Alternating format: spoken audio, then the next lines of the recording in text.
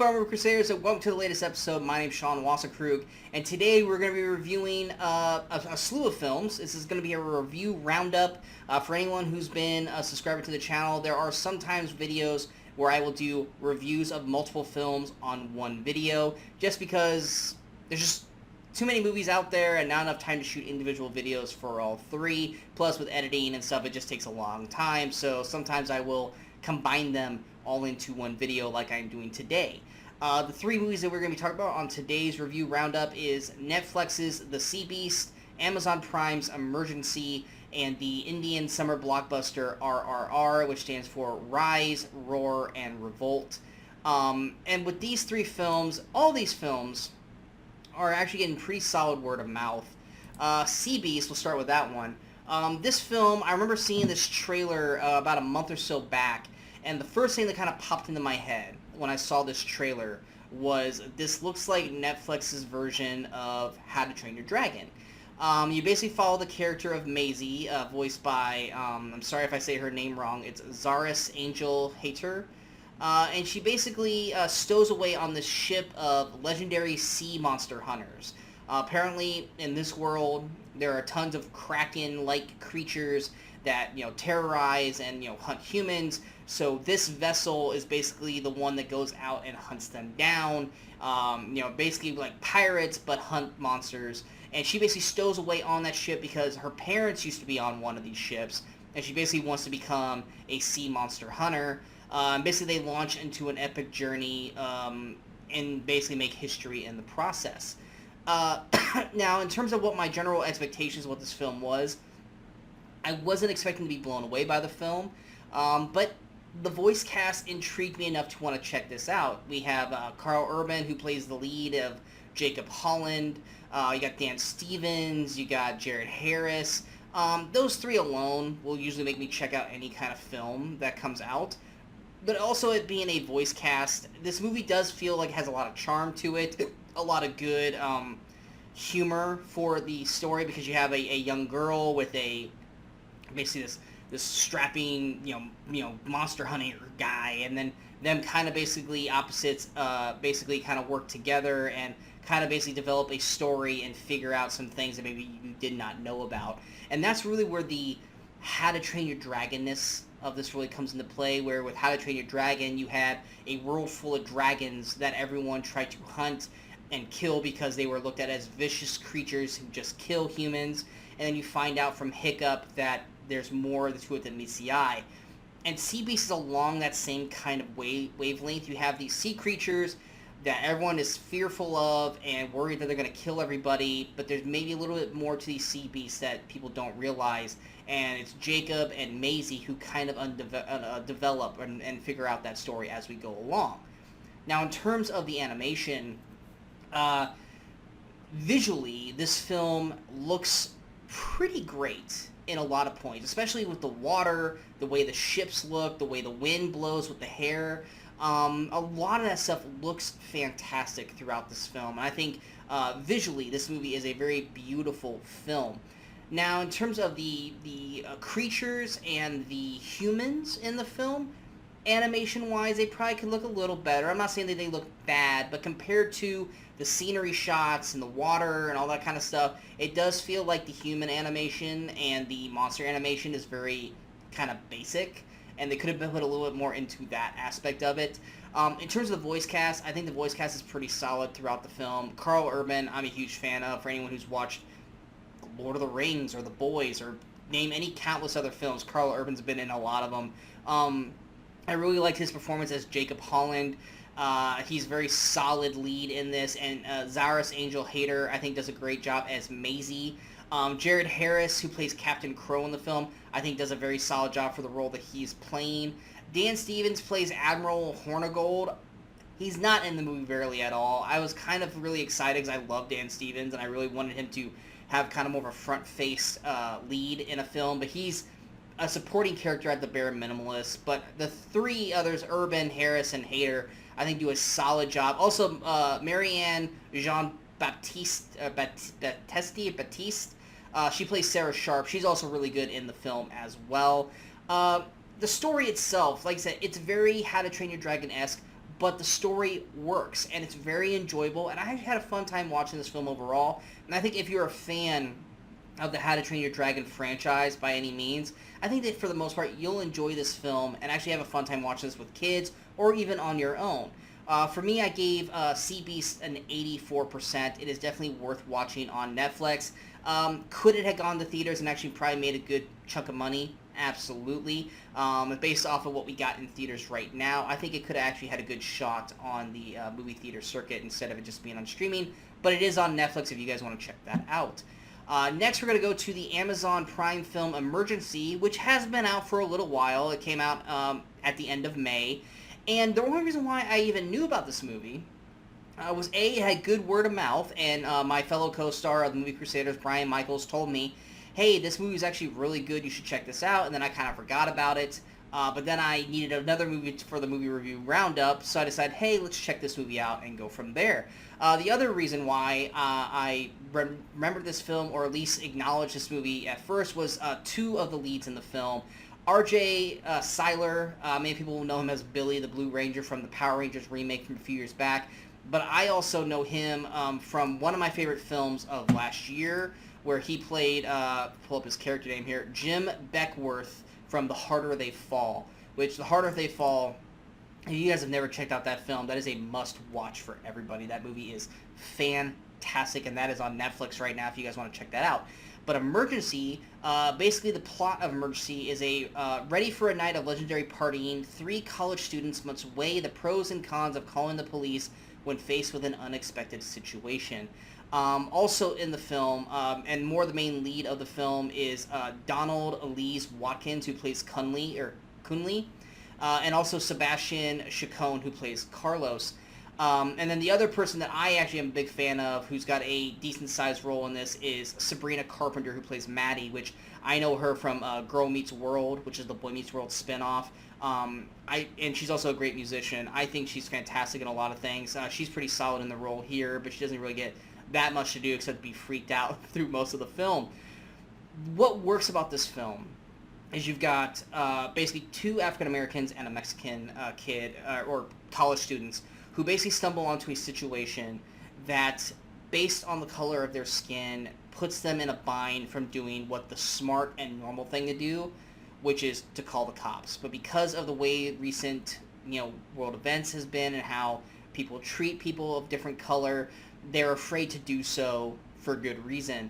And a lot of this film is them trying to do the right thing, but kind of failing to do so over and over and over again until eventually it starts to get too overwhelming for them.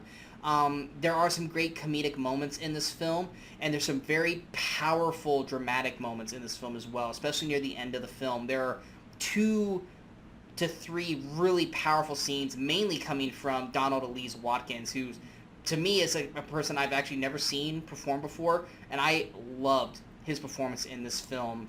And R.J. Cyler is the great kind of comic relief balancing act of this, and the way they build these two's friendship throughout, from the beginning of the film all the way to the end, it's very Superbad-esque, because you got your Jonah Hill, your Michael Cera, and then you've got McLovin right there, which that's who the Carlos character is basically the McLovin of the group. All 3 of them gel pretty well throughout this film, but it is the friendship of Sean, played by R.G. Cyler, and Kunle, who really is what pushes you and what elevates you through this film, through these comedic and also very powerful dramatic moments. And when you do get these big moments near the end of the film, that, like I said, are beautifully acted by Donald Elise Watkins and R.J. Cyler, it's a movie that will basically be something that you're going to remember for a long time to come, especially these performances of the situations that they're in. I really enjoyed this film. I thought this movie was incredibly well done. It is very basic in terms of storyline. You have 3 guys who get stuck in the situation. Instead of calling the cops, they basically have to go on this journey.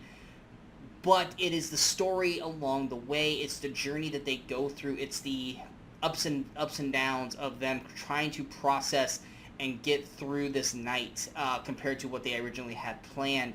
And I think everyone in this movie actually performs a fantastic job on this. Could they have done a little bit more for the story? Absolutely. But I feel like for what it does, it excels immensely. And it's definitely something I would check out on Prime. I'm going to give Emergency an 80%. Definitely something worth checking out. Going to my final film. Now, I will admit, I don't really watch Indian films, Bollywood movies, whatever you want to call them. But I have heard so many people talking about this movie, RRR or Rise.Roar.Revolt, and it's been mostly, for the most part, all positive people talking about this film. And once again, Brian, my co-host on the Movie Crusaders, saw this film and was basically like, dude, this movie is insanely awesome. And when we talked about our half-year movie in review, Brian did actually rate this number 4 on the year for him so far. It was a movie that he actually stopped watching, I think, about 20 minutes into it because he thought it was just too ridiculous, but then went back to it and actually watched the whole thing and actually loved the film. This movie is 3 hours long, so yes, it is a long film. But I finally sat down and watched it, and yeah, this movie is something else. Now, like I said, if you're not used to Bollywood films, Indian films, there are stuff in this movie that either you really gotta just jump on board with this. You really just gotta embrace the style and the way they shoot their films and how they shoot their movies and how they take liberties with certain characters in these movies and how they'll break and do dance numbers and song numbers and stuff like that. If you can jump on board with those, or if you can embrace all those aspects in a film and not think of it just as like a straight up, American film and just kind of go with the flow of what this film is, I think most people are going to fall in love with this film. This movie is fucking insane. It is bonkers to the nth degree. There are so many things in this movie that you're just like, what the hell am I watching? But if you can embrace it, you're saying, what the hell am I watching? But then you're following up with, this is awesome. And I'm having a blast watching this film. Like I said, it's 3 hours long, but it doesn't feel like a 3 hour long film. And honestly, actually, at the halfway point, so around the 90-minute mark, it does kind of do a fade to black, and it does kind of almost treat them like 2 separate movies to a point. And I say that in a way of, if you want to watch this, but you don't have 3 hours to watch it at once, when you get to that 90-minute mark and it goes fade to black, stop it and come back and watch the second half when you got time. The story of these characters, which is the main plot of RRR, is a fictitious story about 2 legendary revolutionaries and their journey away from home before they start fighting back for their country in the 1920s. And it mainly follows these 2 characters, and I'm sorry, I'm probably going to butcher the hell out of these. The actor is N.T. Rama Rao Jr., who plays Bahim, and then Ram Sharan, who plays Raju, but I've heard them call him Ram in the movie, at least subtitle-wise they say Ram. But you're following these 2 characters. One is basically a British officer for the British army, and then another one is basically this. They call him this kind of like this protector of this small group. And in the beginning of the film, one of the people in the group get taken by this British militant played by Ray Stevenson. And it is Bahim's job to basically try and get this person back, because it's like I think they describe it as like a sheep's herd, where if one sheep goes missing or one sheep gets taken, the rest of the herd doesn't function properly. So Bahim's kind of like this herder that has to go and find the lost sheep and bring them back, so that way the community can have balance again. And then Raju, or Ram, however you want to call him, he's basically has his own ulterior motives and his own storyline going on, but he's basically this British officer who's doing everything he can to move up the ladder and basically keep the promise that he made to his father back when he was young. And it comes up to the situation where Ram has to hunt Bahim, but they don't know what each other look like, and a bromance forms between these 2 characters. And the performances of these 2 actors is fantastic. You believe their friendship, you believe their bromance throughout this film. And when inevitably it comes to a breaking point when they find out who each other is, and you have this finality point to them, it is amazing to watch. It is breathtaking at certain points, and you feel for both characters. Certain characters are going to do things that you don't want them to do, but you also kind of understand what they're having to do for the reasons of the film. And it's these two performances from these two characters, as well as the rest of the cast, but mainly these two, that carries this film and makes you want to watch every single moment that goes along the way. The action sequences are insanely fun and awesome to watch. There is a lot of animals in this. Greatly, they're CG'd, and sometimes the CG doesn't look so great, but they are also fun to watch.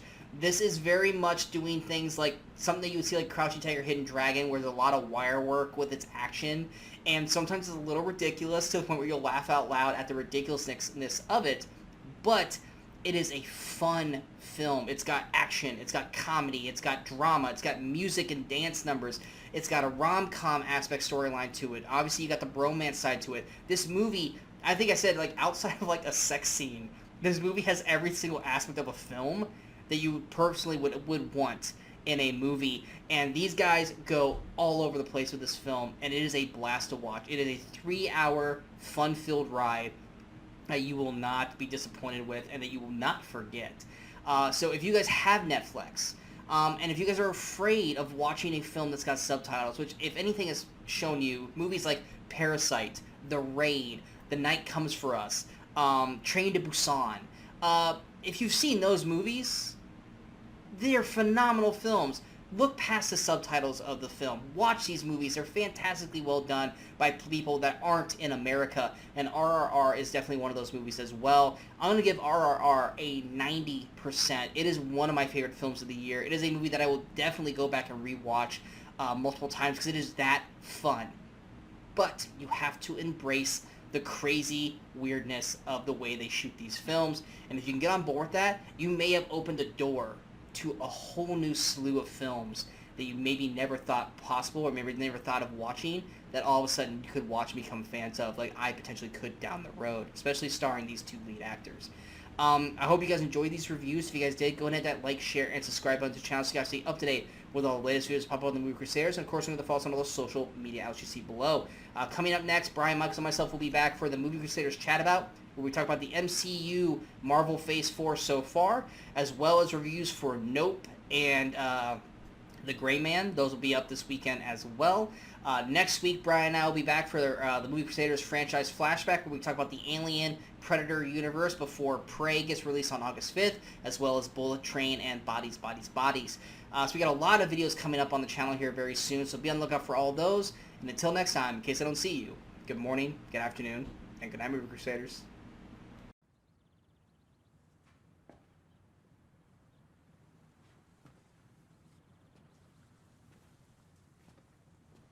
You're still here. It's over. Go home.